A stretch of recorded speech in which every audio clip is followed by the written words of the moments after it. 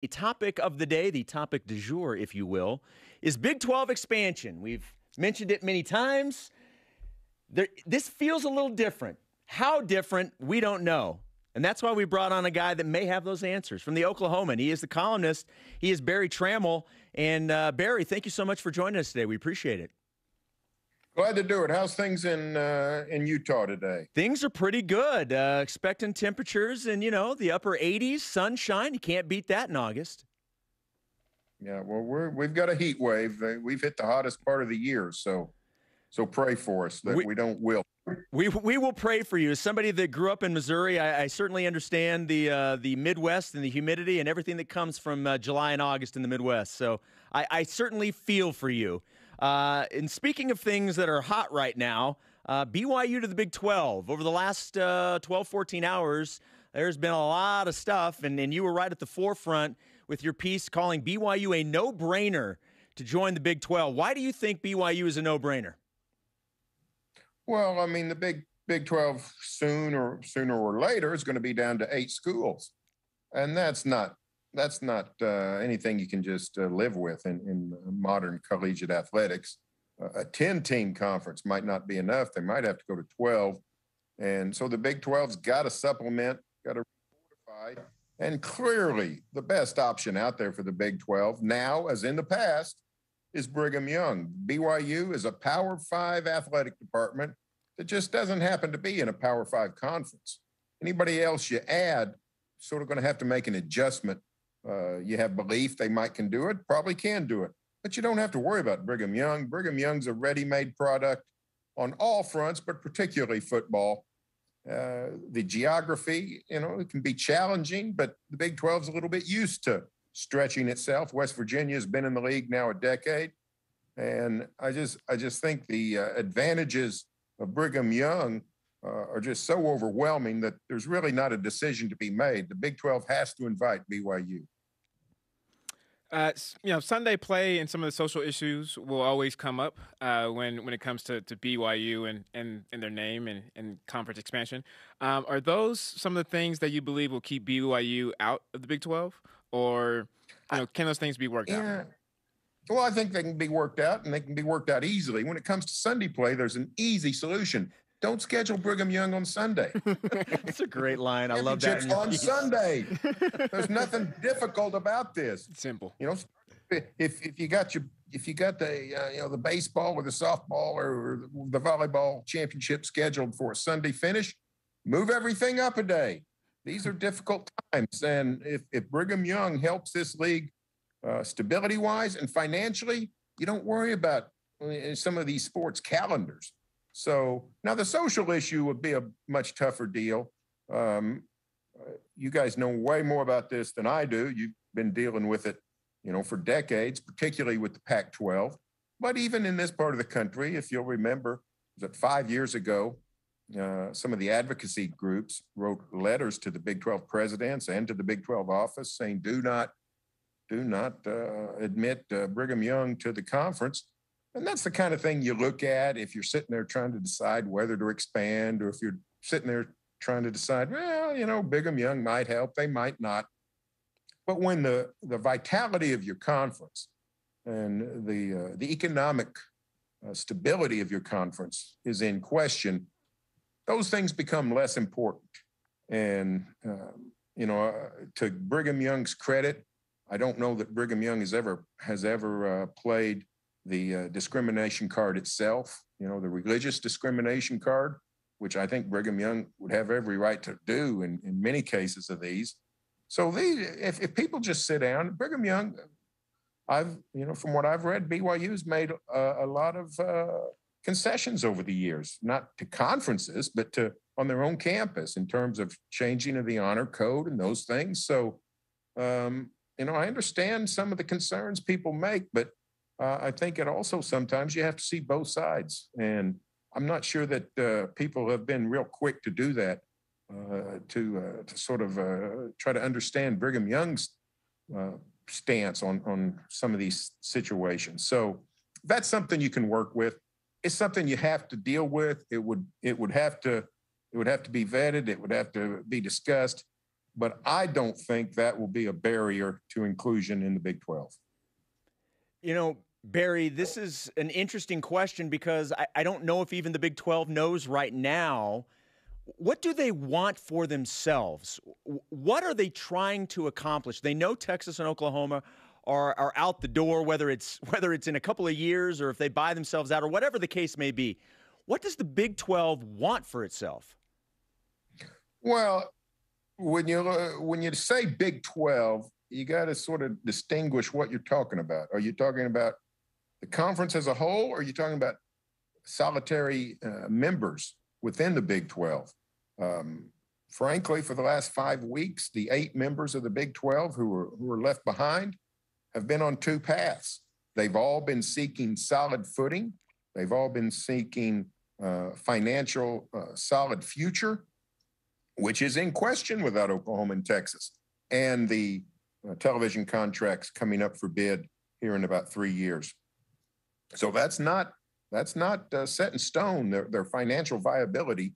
So they've had to worry about 2 things: potentially finding a new conference home for themselves, while also, if that doesn't come to fruition, fortifying the Big 12.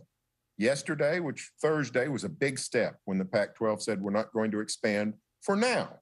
But that means, they could later, but for now, it looks like these 8 schools need to forge ahead and go about the business of keeping the Big 12 2 things: 1, financially viable, and 2, retaining status as an Autonomy 5, a Power 5 conference. So I think probably shifted the narrative away from worrying so much about, is Oklahoma State and Texas Tech and 2 other schools going to go to the Pac, or, is Iowa State and Kansas potentially going to the Big Ten, or West Virginia to the ACC.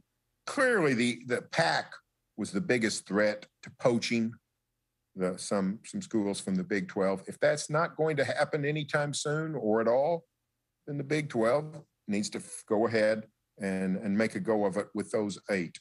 They have a lot of disadvantages. They have a lot of challenges, but they also have some things going their way, and they have some things they can sell. And that's why a school like Brigham Young, you don't have to go grab Brigham Young and sort of carry them along until they get up to speed. Brigham Young would come in and fortify the league. It would help the Big 12 immediately, both on the marketplace with television contracts, but also on the field of play. So to me, a Brigham Young Big 12 marriage would do nothing but help the conference for the long term, for the future, but also immediately. So, Barry, you bring up some good points. I think us as fans and analysts can see that, BYU is the best option out there for the Big 12. But what about the other way around? Is BYU going to the Big 12? Is that a good fit for BYU right now? Well, the fit would be good.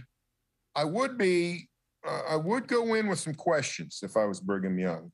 I actually think the Big 12 needs BYU more than the BYU needs the Big 12 at this point. Now, that doesn't mean they don't need each other. They both need each other immensely.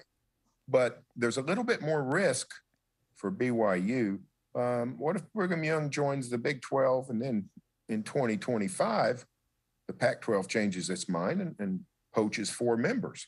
Now, I don't know if that will happen. Frankly, it's potentially possible the Big 12 could strengthen itself and make it to where those 4 members, Oklahoma State, Texas Tech, whoever, whatever 4 we want to throw out there, don't want to go to the Pac-12. I can tell you that all things being close to equal financially, staying together in the Big 12 is the ideal for these schools. They don't really, it doesn't break OSU's heart that they don't get to go to the Pac-12. Now, financially, it's a problem, but they want to keep this conference together if at all possible. But if you're Brigham Young, you need to make sure that's likely to happen. You don't want to be here 4 years from now and starting over again. So those are some of the questions I would ask. But I do think the Big 12 would help Brigham Young. BYU, you guys know more than I would, but it seems like its national profile has slipped a little bit in recent years. Last year certainly helped with Zach Wilson and the great season, but it just seems like the profile of BYU has slipped a little nationally. I think that can be brought back up pretty quickly with a steady diet of Power 5 opponents, particularly in a conference. So, there's tons of advantages to being in a conference, a Power 5 conference like this. So I think that would be great for Brigham Young, but I would want some assurances that this thing can get stable and stay stable. Barry, one last question for you before we let you go, and we appreciate your time here on BYU Sports Nation. You have mentioned it. Others have mentioned BYU being seriously discussed. It was reported this morning that there is a subcommittee meeting today to discuss expansion within the Big 12. With everything that we know as of right now, do you believe that BYU will receive an invite to the Big 12 at some point? Yes, I do believe that. I don't necessarily think it'll be quick. The Big 12 is not in a hurry because, frankly, the Big 12 wants to slow play the exodus of OU and Texas. They want Oklahoma and Texas to stay in the league 4 more seasons. They want that television contract to remain intact and paying the big numbers it's been paying for as long as possible. So they're going to play the long game. I think any talks with Brigham Young would not have to be expedited. I don't think they have to say, hey, we need you guys next year. In fact, I think what's most likely is they would lay out a scenario by which the Big 12 would say, hey, we want you the year after OU and Texas leave. And we'll get put together a new contract, all those kinds of things. So I don't think this is necessarily going to be a quick situation, but I do think the decision will come quickly. Hey, we need to get together because it just makes too much sense for both sides. I agree. Barry Tramel from the Oklahoman. Barry, great stuff as always. Again, we appreciate you taking a few minutes. And I have a feeling we will probably be talking to you again down the road. Well, that'll be great. And you know what? I've actually never been to Provo, Utah. I would love to come to a football game at Provo. Maybe I'll get to come on a regular basis. Came out to Salt Lake 3 years ago for the Jazz Thunder playoff series. That was my biggest exposure to Salt Lake and Utah. Enjoyed it immensely. Hope I can make Provo a regular stop. Well, we do too. Thanks, Barry. Great stuff as always. Thank you. And Jason said that you can stay at his You can stay at my house. We have an extra room just in case. No, he said the entire house. It'll help with the expenses. Fantastic. I get it. Thanks, Thanks Barry. a lot. You bet. Barry Tramel, columnist from the Oklahoman. He's great. He has always trumpeted BYU's case to join the Big 12. And I absolutely love that he goes old school and constantly refers to them as Brigham Young. Love it. Brigham Young. I love the fact that he said that BYU has a little bit more leverage, right? A little bit more power, which, things weren't the case a few years ago. So meaning that the tables have turned, my opinion is that much more stronger. Thank you, Barry, for confirming that for me.